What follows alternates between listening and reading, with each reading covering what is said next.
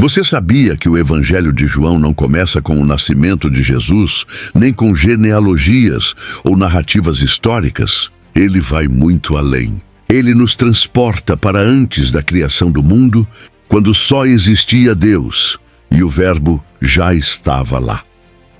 Poucos percebem que João escreveu não apenas um relato biográfico, mas uma revelação cósmica onde o eterno se encontra com o tempo e o invisível assume carne e ossos. Ele revela que o Criador não apenas falou à humanidade, mas caminhou entre nós. E tudo isso está escondido em uma das frases mais poderosas de toda a Bíblia. O Verbo se fez carne e habitou entre nós. O que essa frase realmente significa muda completamente a forma como enxergamos a fé cristã. Tem muito mais escondido nas entrelinhas desse evangelho do que a maioria jamais imaginou. E se você valoriza revelações que desafiam o superficial e iluminam o profundo, esse canal foi feito para você. Já aproveita e se inscreve, porque aqui cada detalhe da palavra tem peso de eternidade. O primeiro versículo do Evangelho de João não começa com genealogias nem com relatos de nascimento, mas com uma afirmação profunda e atemporal. No princípio era o Verbo. Esta abertura ecoa deliberadamente o início do livro de Gênesis, onde se lê: no princípio criou Deus os céus e a terra. No entanto, aqui, João não fala da criação, mas daquele que já existia antes de qualquer coisa ser criada. O Verbo, ou em grego, o Logos, é apresentado como pré-existente, eterno, sem começo, como parte ativa da própria natureza divina. João nos convida a contemplar uma realidade que ultrapassa o tempo e o espaço, revelando que o Evangelho não começa em Belém, mas na eternidade. Esse Verbo não é uma força impessoal, mas uma pessoa viva, consciente, divina. Ele não apenas existia desde o princípio, mas estava com Deus, e mais ainda, ele era Deus. João não permite qualquer ambiguidade quanto à identidade do Verbo. Ele afirma com clareza que esta palavra eterna compartilha da essência divina, distinguindo-se como pessoa, mas não em natureza. Há aqui uma riqueza teológica que desafia até mesmo os estudiosos mais experientes, pois o que está em questão não é apenas a identidade do Verbo, mas o próprio mistério da Trindade sendo insinuado já nos primeiros versículos. A eternidade do Verbo é também um convite à reverência. Diante dessa revelação, compreendemos que a mensagem do Evangelho não é apenas um apelo moral ou espiritual. Trata-se do testemunho de uma pessoa que transcende toda a criação, que está acima de todo o entendimento humano e que, mesmo assim, escolheu revelar-se. A eternidade do Verbo estabelece o fundamento da fé cristã, pois não seguimos um mestre qualquer, mas aquele que sempre foi, que não foi criado, e que sustenta todas as coisas com o poder da sua palavra. Curiosamente, João não nos leva imediatamente ao nome Jesus. Ao invés disso, ele opta por esse título teológico, Verbo, para nos fazer refletir. O uso do termo Logos não era estranho ao pensamento da época. Filósofos gregos falavam do Logos como a razão ordenadora do universo, enquanto pensadores judeus viam na palavra de Deus a expressão criadora de sua vontade. João une essas correntes e revela que o Logos não é apenas uma ideia ou um atributo divino.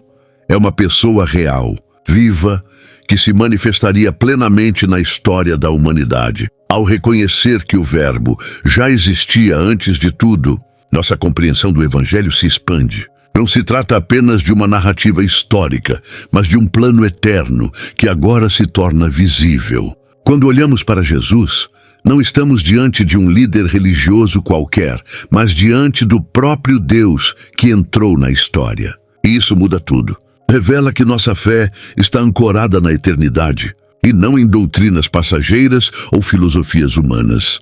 A afirmação de que o Verbo estava com Deus e que ele era Deus carrega uma tensão teológica sublime e poderosa. João declara que o Verbo é simultaneamente distinto de Deus, pois estava com Deus, e ao mesmo tempo é plenamente Deus. Aqui temos um dos fundamentos mais profundos da fé cristã, a unidade e diversidade na divindade. A comunhão entre o Pai e o Verbo não é algo recente, mas eterna. Eles estavam face a face, em um relacionamento de amor e unidade perfeita, antes que houvesse qualquer criação.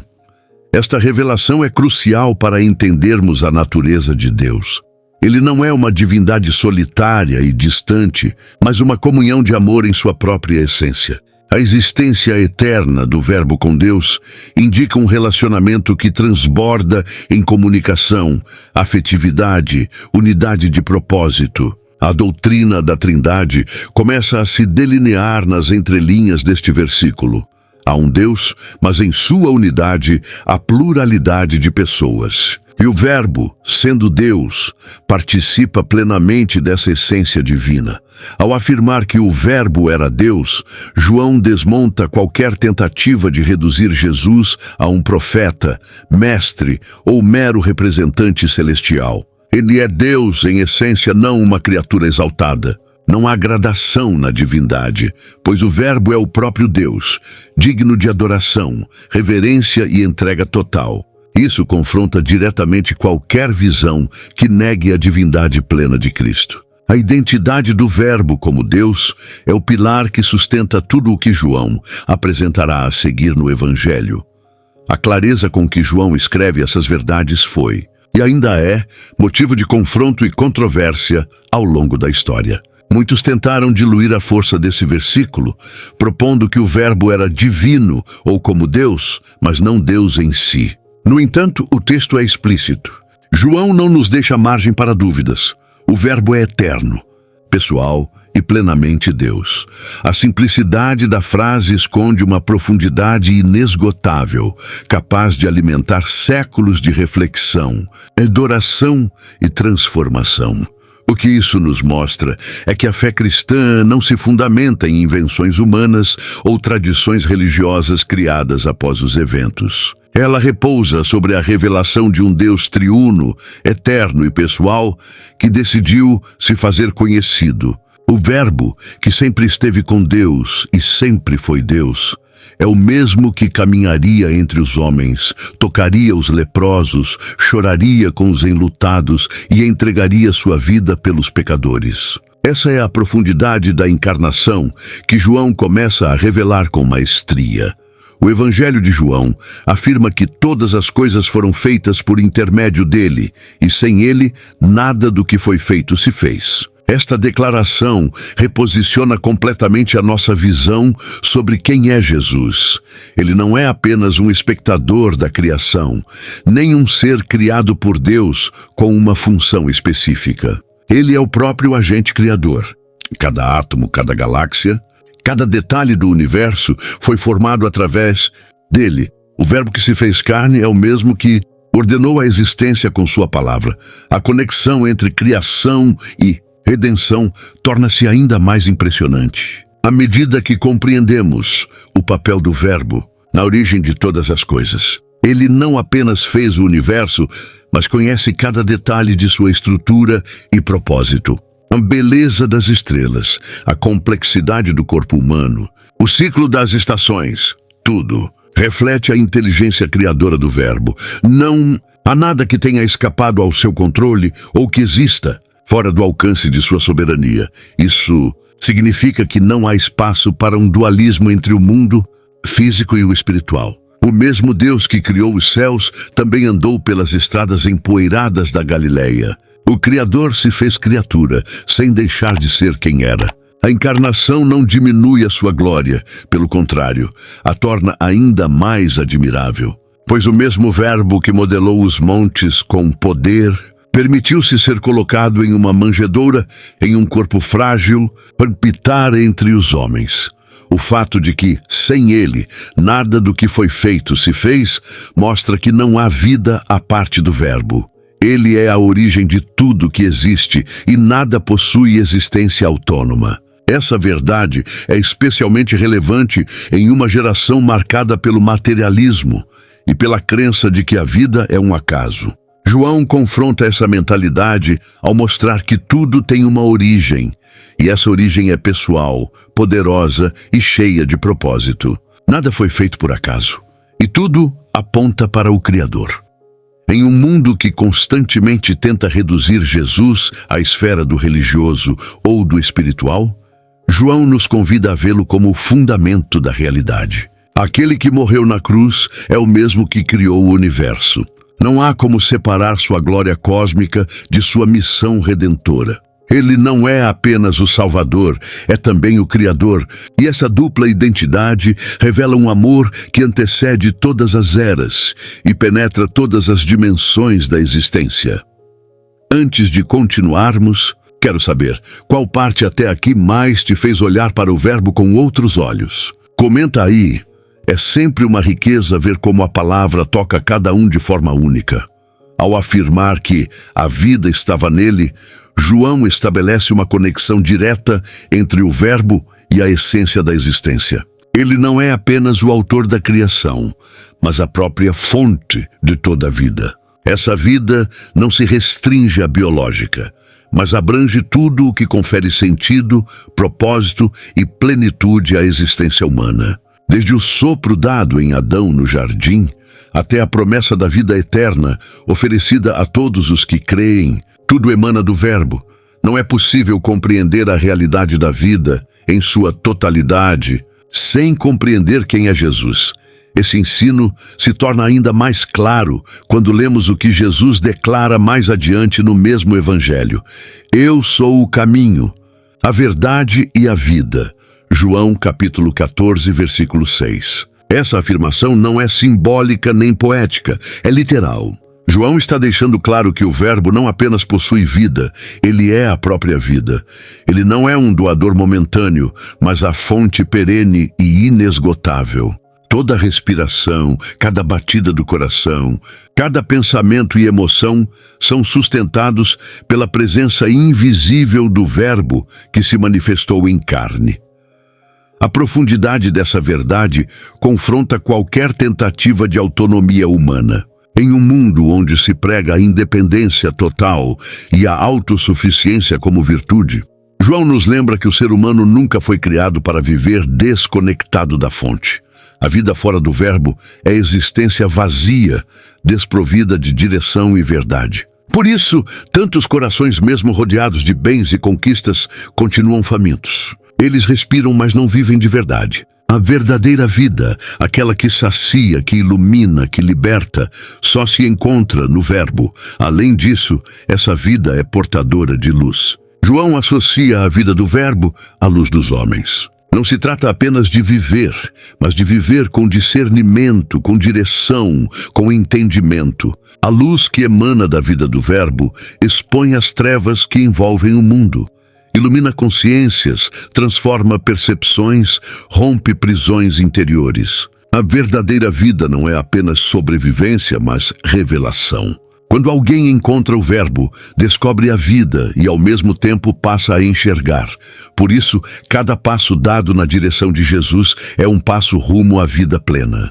Não importa quão quebrado esteja alguém ou quão distante tenha caminhado, o Verbo é vida em sua origem, intensidade e eternidade. E essa vida não é oferecida em migalhas, mas em abundância. Quem se aproxima do Verbo não apenas revive, mas renasce. A mensagem de João é clara. Não há vida fora dele, e quanto mais nos ligamos a ele, mais vivos realmente nos tornamos. João prossegue revelando que a luz do Verbo resplandece nas trevas, e as trevas não a venceram.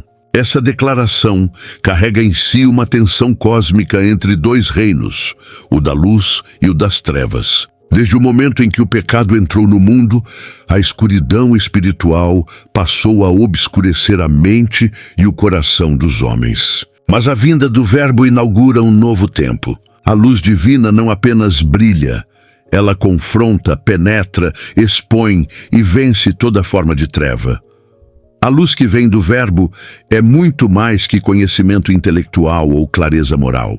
É revelação espiritual. Onde ela chega, as mentiras se dissipam, as máscaras caem e a verdade se impõe com majestade.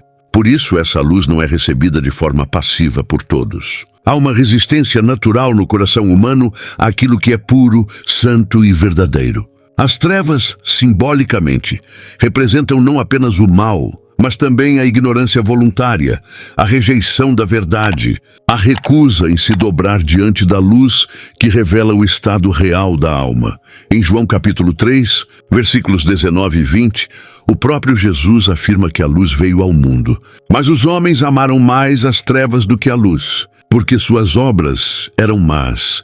Essa escolha intencional mostra que o confronto entre luz e trevas não é apenas espiritual, é moral e existencial. O Verbo não apenas ilumina o caminho, ele exige uma decisão. E muitos, ao se verem confrontados pela luz, preferem manter-se nas sombras, longe do olhar que tudo revela.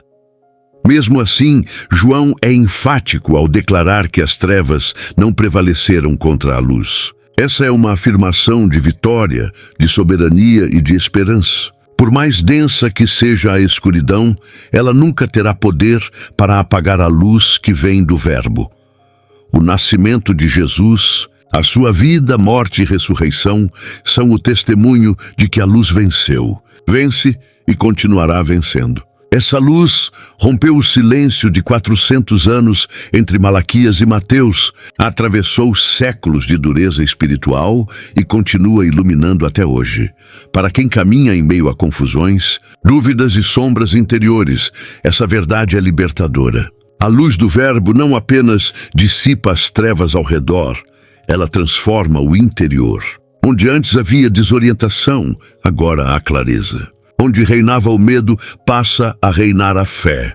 Quem acolhe essa luz não apenas vê o mundo de maneira diferente, mas passa a enxergar a si mesmo sob uma nova perspectiva, como alguém alcançado, iluminado e amado por Deus. Depois de apresentar o Verbo como eterno, divino, criador, fonte de vida e luz triunfante, João nos introduz à figura de João Batista. Ele não era a luz, mas veio como testemunha da luz. Essa distinção é crucial. João Batista não veio para atrair glória para si, mas para apontar com veemência para aquele que viria depois. Sua missão era clara, profética e urgente, preparar o coração do povo para receber o Messias que já estava entre eles. João Batista aparece como o elo entre as promessas do Antigo Testamento e o cumprimento no Novo. Como diz Isaías, capítulo 40, versículo 3. Ele era a voz que clamava no deserto: preparai o caminho do Senhor, endireitai as suas veredas. Ele não apenas anunciava, mas vivia de maneira radical a sua mensagem. Sua aparência austera, sua morada no deserto, sua pregação confrontadora, tudo nele gritava arrependimento e santidade. Ele veio abalar as estruturas religiosas, sacudir o comodismo espiritual e provocar um despertar. Em um tempo marcado por silêncio profético e religiosidade vazia, a chegada de João foi como um trovão espiritual. Multidões o procuravam, impactadas por suas palavras, mas João não se envaidecia. Ele sabia exatamente quem era e quem não era. Não sou o Cristo, dizia com convicção, e mais adiante afirma: importa que ele cresça e que eu diminua. Sua humildade diante da grandeza do Verbo revela que quem conhece verdadeiramente a luz não deseja refletir outra coisa além dela. A presença de João também cumpre um papel essencial na narrativa de João Evangelista.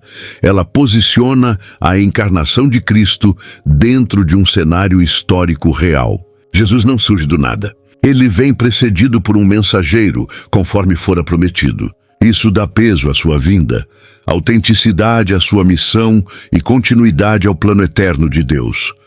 O Deus que age na eternidade é o mesmo que atua na história, em meio a pessoas, datas e lugares concretos.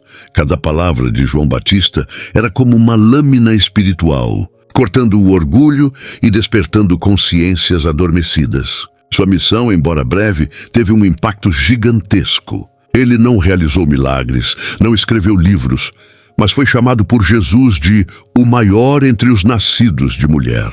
Isso nos ensina que grandeza no reino não é medida por feitos extraordinários, mas pela fidelidade ao propósito.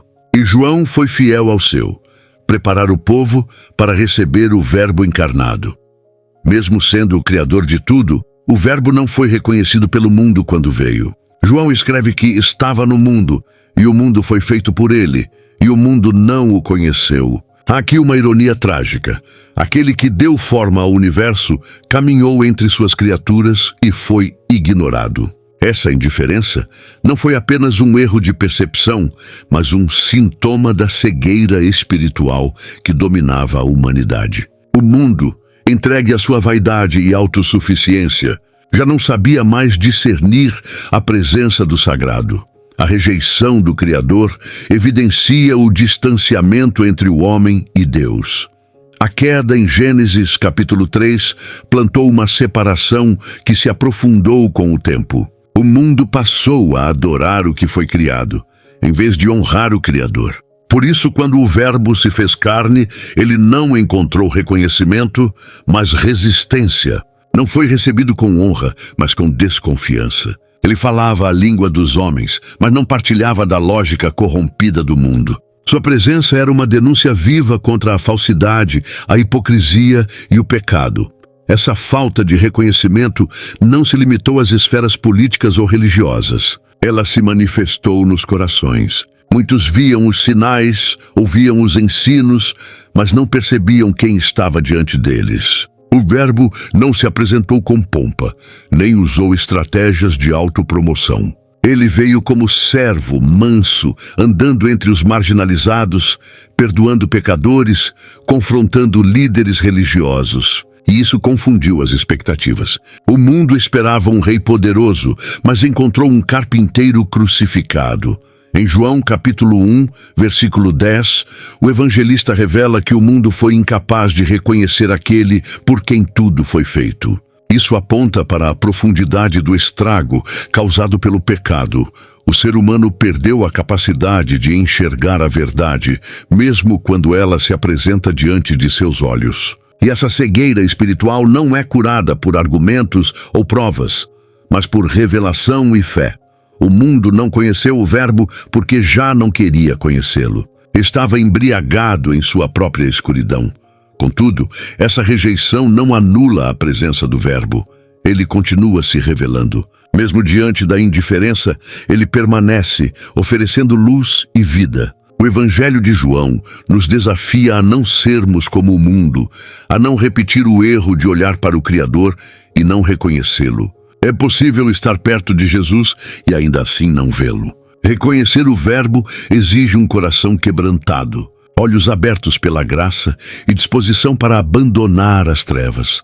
A rejeição se intensifica quando João revela que o Verbo veio para os seus e ainda assim não foi recebido. Essa afirmação aprofunda a dor e a gravidade do desprezo. Não se trata apenas de desconhecimento do mundo em geral, mas da negação por parte daqueles que deveriam reconhecê-lo primeiro, o povo de Israel. Era esse povo que possuía os profetas, as promessas, a lei e toda a preparação histórica para o Messias. Mas quando ele veio, foi descartado como um impostor. Essa rejeição por parte dos seus evidencia o peso da religiosidade sem revelação. A tradição, por mais nobre que seja, não substitui o coração sensível à presença de Deus. Os líderes religiosos estavam tão apegados às suas interpretações, à sua autoridade e ao status que construíram, que foram incapazes de reconhecer a verdade encarnada diante deles. Em Mateus, capítulo 23, Jesus denuncia com lágrimas o endurecimento de Jerusalém. Quantas vezes quis eu ajuntar os teus filhos, e tu não quiseste? A dor dessa rejeição é refletida ao longo de todo o ministério de Jesus. Desde os primeiros sinais até o momento de sua crucificação, ele foi constantemente questionado, desacreditado, acusado de blasfêmia e heresia. O Verbo, que se humilhou ao ponto de nascer entre os homens, agora enfrentava a recusa daqueles que diziam esperar por ele. Era como um noivo desprezado no dia do casamento, uma oferta de amor jogada fora pelos que mais deveriam valorizá-la. Mas há um mistério revelador nessa rejeição. Ela não frustrou os planos divinos. Ao contrário, ela os revelou com ainda mais força. A recusa dos seus abriu caminho para que todos, de todas as nações, pudessem ser alcançados. Paulo explica em Romanos capítulo 11, versículo 11, que pela rejeição de Israel, a salvação veio aos gentios. A cruz, resultado da rejeição, tornou-se o portal de redenção. Aquilo que parecia derrota era, na verdade, a consumação de um plano eterno. Essa dor do verbo rejeitado continua ecoando até hoje, cada vez que alguém fecha o coração à sua voz. Mas também continua oferecendo esperança. Pois mesmo rejeitado, o verbo continua buscando, curando, salvando. Ele não desiste. Ele continua vindo até os seus, insistindo com amor e graça, aguardando que o coração humano finalmente se abra. A rejeição não é o fim da história, é apenas o início de uma nova chance de redenção. Após expor a rejeição do verbo por parte do mundo e do próprio povo de Israel, João revela uma promessa gloriosa. A todos quantos o receberam, deu-lhes o poder de serem feitos filhos de Deus. Essa afirmação é revolucionária. A filiação divina, que antes era entendida como um privilégio nacional e étnico, agora se estende a todo aquele que crê no nome do Verbo. Não se trata de uma filiação simbólica, mas de uma realidade espiritual profunda, onde Deus se torna pai e o homem verdadeiramente filho. Esse poder de se tornar filho não vem por herança humana, nem por esforço próprio. João deixa claro que não é por sangue, nem pela vontade da carne, nem do homem, mas de Deus. A nova identidade nasce do alto, é obra exclusiva da graça. E crer no Verbo é mais do que aceitar um ensino, é receber uma nova natureza. Essa transformação coloca o ser humano em uma posição completamente nova diante do Criador. Ele já não é apenas criatura, mas herdeiro, amado, chamado pelo nome. A expressão poder aqui indica autoridade legal e espiritual. Aquele que crê recebe o direito de entrar na família divina, com todas as bênçãos e responsabilidades que isso implica. Em 1 João, capítulo 3, versículo 1, o apóstolo se maravilha diante dessa verdade. Vede quão grande amor nos tem concedido o Pai, que fôssemos chamados filhos de Deus. Essa filiação não é mérito humano, mas dom celestial, sinal de um amor que excede todo o entendimento. Essa nova identidade redefine tudo, o passado, o presente e o futuro. O passado é perdoado, o presente ganha propósito e o futuro se enche de esperança. O filho não vive mais como escravo do medo ou da rejeição. Ele caminha com confiança, sabendo que pertence, que é cuidado, que tem acesso ao coração do Pai.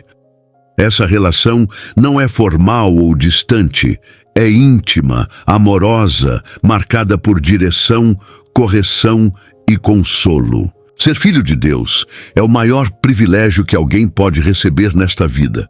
Por isso, João apresenta essa promessa como uma resposta à rejeição anterior.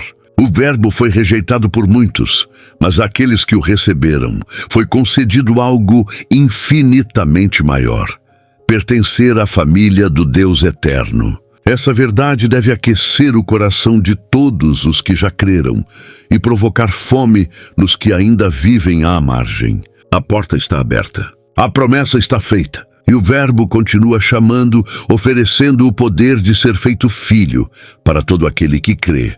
A frase "e o Verbo se fez carne" é uma das declarações mais impactantes de toda a Bíblia. Aqui, João descreve o mistério da encarnação, quando o Deus eterno, Criador do universo, assume a fragilidade da natureza humana.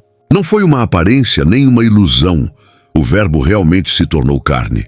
Ele entrou na nossa realidade, com todas as suas dores, limitações e desafios. Isso significa que o Deus eterno decidiu experimentar a vida como nós a conhecemos: fome, sede, cansaço, tristeza. A transcendência se envolveu em pele, o divino habitou em um corpo. Essa verdade confronta todas as ideias religiosas que separam Deus do mundo material. O cristianismo não prega um Deus distante, mas um Deus que se aproximou, que se encarnou. Em Filipenses capítulo 2, versículo 7, Paulo declara que Jesus a si mesmo se esvaziou, assumindo a forma de servo, tornando-se semelhante aos homens. Essa descida do Verbo à condição humana não foi uma perda de divindade, mas uma manifestação de amor. O Criador não se manteve inalcançável. Ele veio ao nosso encontro de forma visível e palpável. A encarnação do Verbo não foi um evento simbólico. Ele realmente nasceu de uma mulher, cresceu como uma criança, trabalhou com as mãos, andou pelas ruas empoeiradas da Palestina. Ele sentiu fome no deserto, chorou no túmulo de Lázaro, suou gotas de sangue no Getsêmani. O Verbo encarnado conhece a dor da humanidade, porque ele a experimentou. Isso muda completamente a forma como nos relacionamos com Deus. Não estamos diante de um ser indiferente, mas de um Salvador, que compreende profundamente nossas aflições. Essa verdade é também a chave para compreender a redenção. Só pode redimir o homem quem se torna homem. E o Verbo fez isso de maneira completa, sem pecado, mas plenamente humano. Ao assumir carne, ele assumiu também a nossa causa, nosso destino, nossa morte. Cada passo do Verbo encarnado nos conduzia à cruz, onde o amor se entregaria em nosso lugar. A encarnação, portanto, não é apenas o início de uma biografia, mas o fundamento da salvação eterna. Quando João afirma que o Verbo se fez carne, ele nos convida a rever tudo o que pensamos sobre Deus, sobre nós mesmos e sobre a vida. O Verbo, que sempre existiu, decidiu se tornar um de nós, para nos levar de volta a Ele. Isso não é apenas doutrina, é a mais profunda expressão de amor já revelada. A encarnação nos mostra que o céu se inclinou para tocar a terra, e que nenhuma distância é grande demais quando se trata de resgatar aqueles que o Pai ama. Ao afirmar que o Verbo habitou entre nós, João usa uma expressão que no original grego remete à ideia de armar a tenda ou tabernacular. Trata-se de uma alusão direta ao tabernáculo do Antigo Testamento, onde a glória de Deus habitava entre o povo de Israel. Agora, essa presença não se manifesta em uma estrutura feita por mãos humanas, mas em um corpo vivo, na pessoa do Verbo encarnado.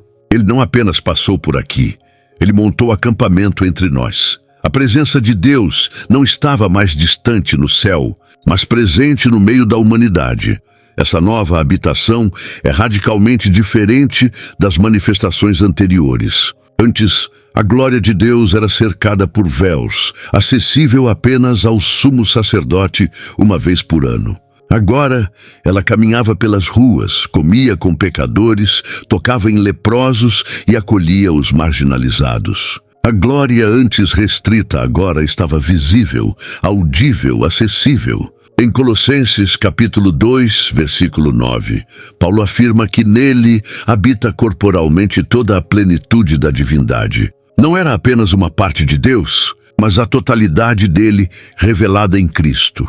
A presença do Verbo entre nós transforma completamente a forma como entendemos o relacionamento com Deus.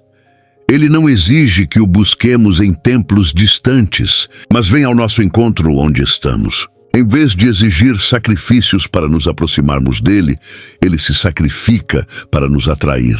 A presença divina, antes cercada por temor e distância, agora se manifesta por meio do amor, da compaixão e da proximidade. O Deus inacessível se fez próximo, tocável, conhecível, e essa habitação entre nós não foi passageira. Ainda que Jesus tenha ascendido aos céus, sua presença continua viva entre os que creem. Ele prometeu em Mateus capítulo 28, versículo 20. Eis que estou convosco todos os dias, até a consumação dos séculos. O Verbo encarnado permanece habitando em nós por meio do Espírito Santo, que nos guia, consola e transforma. A presença de Deus agora não se limita a um lugar geográfico. Ela se manifesta em cada coração rendido a Cristo.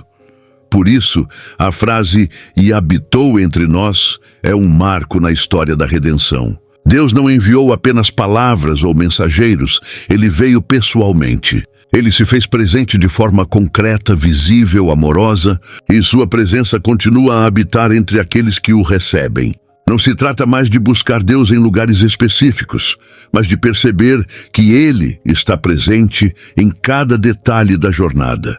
O Verbo continua a caminhar entre nós, revelando seu amor dia após dia. Ao declarar, "Vimos a sua glória", João revela que a encarnação do Verbo não foi apenas um evento humano, mas uma manifestação gloriosa da natureza divina. Mas essa glória não foi como a que se esperava. Não veio acompanhada de exércitos celestiais ou tronos de ouro. Era uma glória velada na simplicidade, manifesta no amor, refletida na compaixão. Era a glória de um Deus que serve, que se rebaixa, que morre por amor. Uma glória diferente da humana, sublime, mas humilde, majestosa, mas acessível. João faz questão de especificar que essa glória era como a do unigênito do Pai, cheio de graça e de verdade. Essa frase carrega peso e beleza. A expressão unigênito aponta para a singularidade de Jesus. Ele não é um filho entre muitos, mas o Filho eterno, que compartilha da mesma essência do Pai. E é exatamente por isso que sua glória é tão impressionante. Ela revela quem Deus é de verdade, sem sombras, sem distorções, sem máscaras. Olhar para Jesus é ver o Pai. Como o próprio Cristo afirmou em João, capítulo 14, versículo 9, "Quem me vê a mim, vê o Pai." A glória que João testemunhou não se limitou ao Monte da Transfiguração. Ela estava presente em cada gesto de misericórdia, em cada palavra de verdade, em cada milagre feito com compaixão. A glória do Verbo não se impõe pela força, mas transforma pelo amor. Era uma glória que lavava pés, que se sentava com pecadores, que chorava com os enlutados. Era uma glória que não buscava aplausos, mas corações. E é essa glória que continua sendo revelada a cada geração que se rende ao Verbo. A expressão "cheio de graça e de verdade" resume perfeitamente o caráter do Verbo. Graça sem verdade seria permissividade. Verdade sem graça seria condenação. Mas no Verbo encontramos o equilíbrio perfeito, uma graça que perdoa e uma verdade que liberta. Ele acolhe sem compactuar com o erro. Ele corrige sem esmagar. Ele convida ao arrependimento com braços abertos. Essa é a glória que João viu. Não um espetáculo, mas uma presença que transforma tudo ao redor. Ver a glória do Verbo é mais do que ter uma visão mística. É experimentar sua presença, ouvir sua voz, ser tocado por seu amor. João a viu com os olhos, mas também com a alma. E nós somos convidados a fazer o mesmo. Cada vez que nos aproximamos do Verbo com fé sincera, essa glória se revela em nossa própria história. E quando ela nos toca, não saímos mais os mesmos. A expressão "cheio de graça e de verdade", usada por João para descrever o Verbo encarnado, é de uma beleza teológica singular. Não é uma combinação aleatória de virtudes, mas uma revelação intencional da natureza do Cristo. A graça aponta para o favor imerecido, o amor que alcança o pecador, a bondade que perdoa e restaura. A verdade revela a essência de Deus, a santidade inabalável, a justiça absoluta. Em Jesus, essas duas realidades se encontram de forma perfeita. Ele não era parte graça e parte verdade. Ele era plenamente ambas. Essa plenitude representa o coração da nova aliança. O Verbo não veio para reforçar as estruturas do Antigo Testamento, mas para cumprir e superar tudo o que a lei e os profetas apontavam. Em Jeremias, capítulo 31, versículo 33, Deus prometeu que escreveria suas leis no coração do povo, não em tábuas de pedra. Em Cristo, essa promessa se concretiza. Ele não apenas ensina a verdade, ele é a verdade. Ele não apenas oferece graça, ele é a graça viva, que se doa, que carrega nossos pecados, que transforma o coração. A união entre graça e verdade em Jesus também confronta os extremos religiosos. Muitos se apegam à graça, mas rejeitam a verdade, criando uma fé permissiva, sem arrependimento. Outros exaltam a verdade sem graça, tornando a fé uma prisão de regras. O Verbo encarnado rejeita ambas as distorções. Ele acolhe a mulher adúltera, mas diz: vai e não peques mais. João capítulo 8, versículo 11. Ele perdoa Pedro, mas também o confronta com amor. A sua graça não é barata e a sua verdade não é cruel. Esse equilíbrio é a base para a transformação genuína. Quando alguém se encontra com o Cristo cheio de graça e de verdade, é impossível permanecer o mesmo. A graça cura as feridas e restaura a dignidade. A verdade confronta a mentira interior e aponta o caminho. Juntas, elas libertam, como disse Jesus em João capítulo 8, versículo 32. Conhecereis a verdade e a verdade vos libertará. Mas essa verdade só é plenamente conhecida quando acompanhada da graça que a torna suportável e redentora. Ver Jesus como aquele que é cheio de graça e de verdade é reconhecer que a nova aliança não é feita de letras mortas, mas de presença viva. Ele não veio apenas para nos ensinar como viver, mas para viver dentro de nós. Ele não apenas nos diz o que é certo, mas nos capacita a vivê-lo. E em cada passo da jornada, sua graça nos sustenta e sua verdade nos orienta. Esta é a beleza do Verbo. Ele é a encarnação perfeita da aliança eterna entre Deus e o homem. Quando João afirma que, de sua plenitude, todos nós recebemos, e graça sobre graça, ele está revelando a generosidade inesgotável do Verbo. A palavra plenitude descreve a totalidade da vida divina que habita em Cristo. Em outras palavras, ele não oferece bênçãos em parte, mas em abundância. A imagem é de uma fonte que nunca seca, de um oceano sem fim de graça. E mais do que isso, João diz que não recebemos apenas graça, mas graça sobre graça, uma sucessão contínua, um fluxo ininterrupto da bondade divina. Essa plenitude não é um conceito abstrato, mas uma realidade vivida. Cada vez que somos perdoados, restaurados, conduzidos ou consolados, estamos experimentando dessa graça abundante.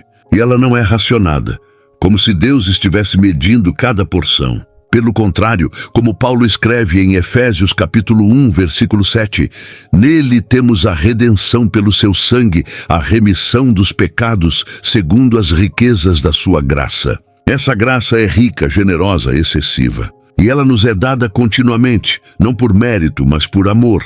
A expressão graça sobre graça também carrega a ideia de substituição e superação. A graça que veio por meio de Moisés, com a lei, foi importante. Mas agora, uma nova graça, mais completa, mais poderosa, mais acessível, é oferecida em Jesus. João nos mostra que a graça do Antigo Testamento não foi anulada, mas foi aprofundada e elevada. O que antes era sombra, agora é realidade. O que antes era figura, agora é substância. Em Jesus, a graça ganhou rosto, voz, presença. Essa abundância não deve ser interpretada como um estímulo ao comodismo espiritual. Pelo contrário, a graça que recebemos nos impulsiona a viver de maneira digna do chamado que recebemos. Ela nos liberta do pecado, mas também nos transforma para viver em santidade. Ela não é um cheque em branco para continuarmos errando, mas um recurso divino que nos capacita a vencer o pecado. É por isso que Paulo pergunta em Romanos capítulo 6, versículo 1, vamos continuar pecando para que a graça aumente? E ele mesmo responde, de modo nenhum. Viver da plenitude do Verbo é caminhar diariamente sob esse derramar contínuo de graça. É acordar sabendo que há perdão para o ontem, força para o hoje e esperança para o amanhã. É reconhecer que tudo o que somos e temos vem dele, não das nossas obras, mas da sua generosidade. Receber dessa plenitude é mais do que um privilégio, é o coração da fé cristã. E quanto mais nos abrimos para ela, mais descobrimos que sua graça não tem fim. João traça uma linha nítida entre duas eras espirituais quando afirma: a lei foi dada por Moisés, a graça e a verdade vieram por Jesus Cristo. Não se trata de desprezar a lei, mas de mostrar sua limitação. A lei dada por Moisés foi santa, justa e boa. Ela revelou o caráter de Deus e o padrão da santidade. Contudo, ela também expôs a incapacidade humana de cumprir plenamente esse padrão. Como um espelho, ela mostrava a sujeira, mas não tinha poder para limpar.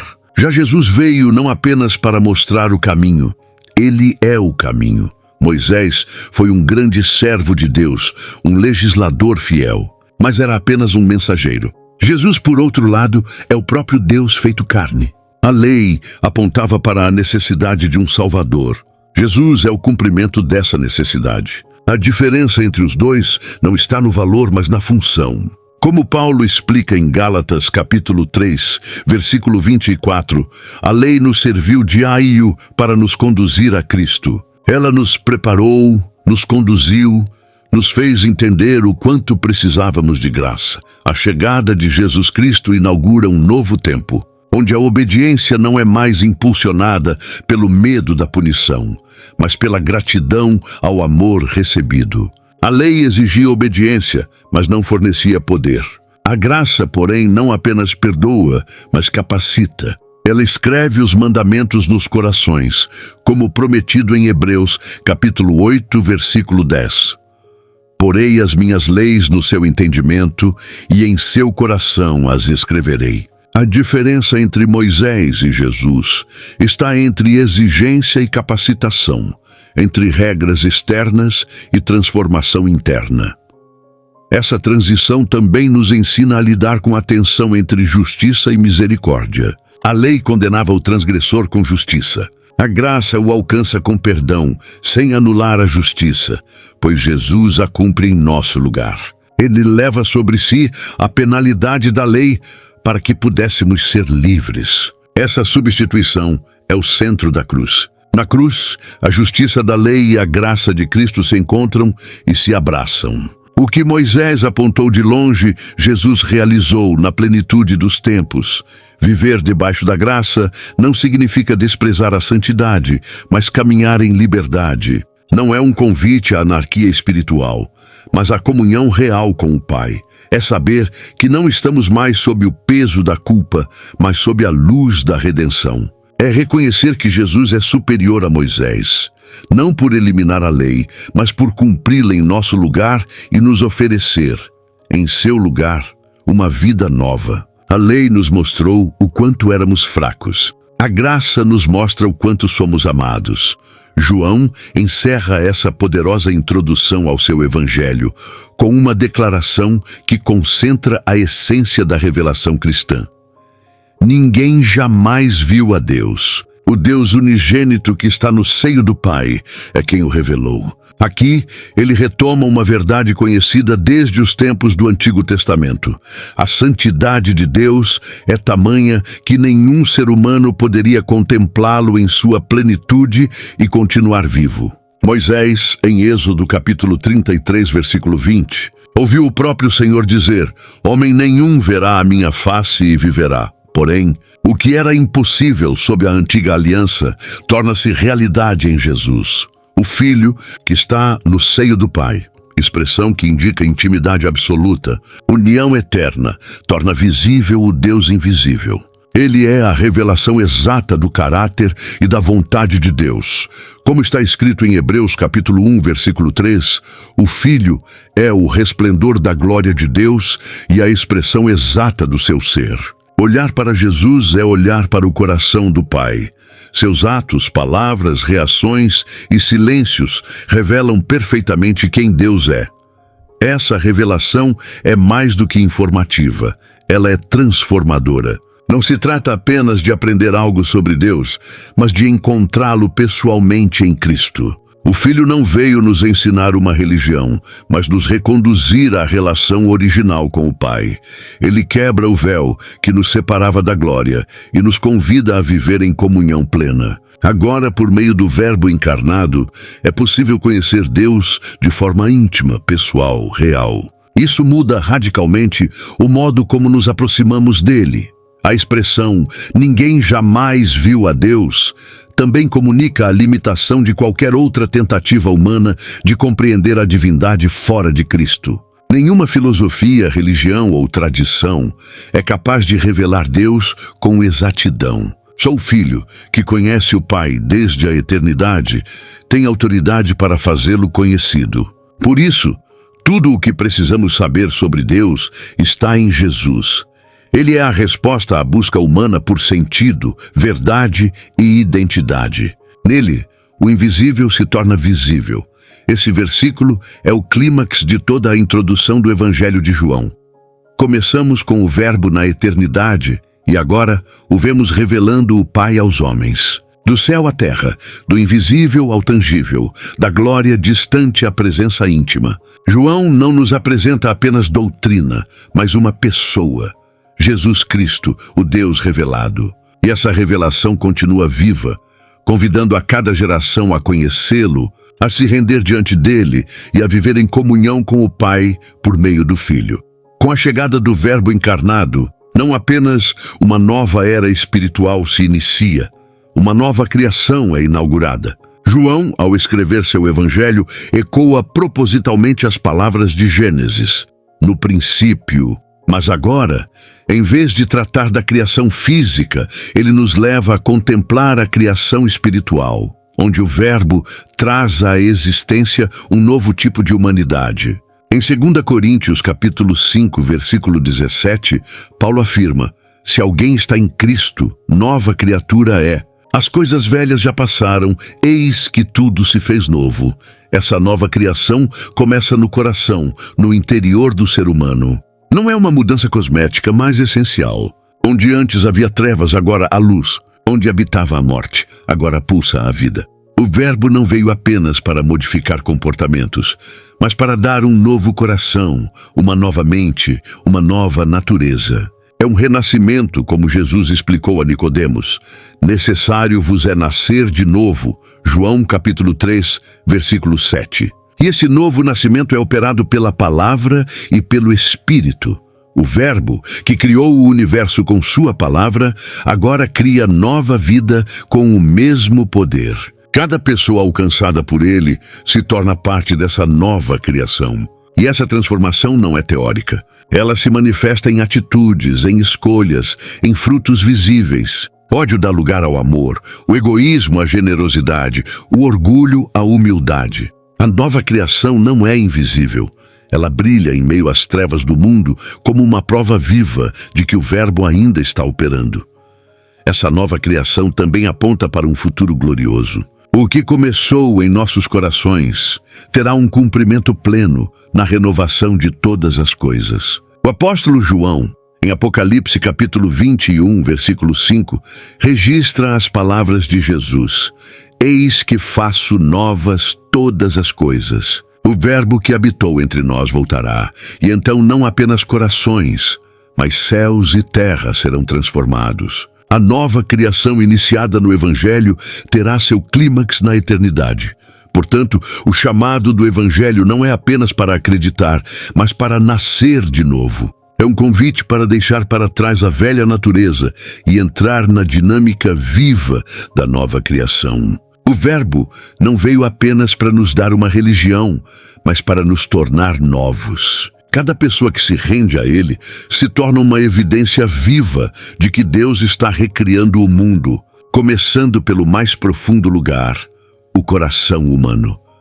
A introdução do Evangelho de João não é apenas um prefácio literário, é um convite existencial. Desde as primeiras palavras, somos conduzidos a contemplar o Verbo eterno que se fez carne, a luz que venceu as trevas, a graça que superou a lei e o Deus invisível que se revelou em forma humana. Mas o objetivo de João não é apenas informar. Ele escreve para provocar fé, para despertar corações, para conduzir almas à eternidade. Em João capítulo 20, versículo 31, ele deixa claro: estes foram escritos para que creiais que Jesus é o Cristo, o Filho de Deus, e para que, crendo, tenhais vida em seu nome. Esse convite à vida eterna não é apenas para depois da morte. É uma realidade que começa aqui e agora. Quando alguém crê no Verbo, a eternidade invade o tempo. A vida deixa de ser uma sequência de dias e passa a ser uma jornada com propósito eterno. Essa é a diferença entre existir e viver. João nos mostra que a vida verdadeira, a que vale a pena ser vivida, é aquela enraizada em Jesus, alimentada pela graça e sustentada pela verdade. É uma vida que não termina com a morte, mas apenas muda de endereço. O Evangelho de João é também uma porta aberta para todos. Ele quebra barreiras étnicas, religiosas e sociais. O Verbo veio para os seus, mas também para todo aquele que crer. Desde o capítulo 1, João expande a salvação para além dos limites de Israel. Ele nos lembra que a eternidade está acessível a todos, judeus e gentios, sábios e simples, religiosos e pecadores. A única condição é crer. E esse crer não é apenas intelectual, mas um ato de entrega, de confiança, de renúncia de si mesmo. Esse convite à eternidade exige resposta. João nos mostra um Verbo que se revela, que convida, que oferece, mas que também respeita a decisão de cada um. O Verbo não se impõe, ele chama. Ele bate a porta, mas não a arromba. Cabe a cada coração decidir se permanecerá na escuridão ou se abrirá à luz. Cada página deste Evangelho ecoa essa pergunta: você crê? E essa não é uma pergunta teórica, é a mais importante da existência. Concluir a leitura da introdução de João é como chegar à soleira de uma grande porta. Do outro lado está a eternidade, não como uma ideia abstrata, mas como um relacionamento vivo com o Deus encarnado. João não escreve para entreter, nem apenas para ensinar. Ele escreve para salvar. E hoje, mais de 2000 anos depois, esse convite ainda ecoa. O Verbo que se fez carne continua chamando, continua habitando, continua revelando e continua oferecendo a todos que creem a vida que nunca terá fim. A palavra que atravessa gerações continua falando e a sua voz também importa. Compartilhe esse vídeo com alguém que valoriza as Escrituras. Inscreva-se para seguir refletindo conosco e escreva nos comentários: o que mais te marcou sobre o Verbo que se fez carne? Esse vídeo com alguém que valoriza as Escrituras. Inscreva-se para seguir refletindo conosco e escreva nos comentários: o que mais te marcou sobre o Verbo que se fez carne?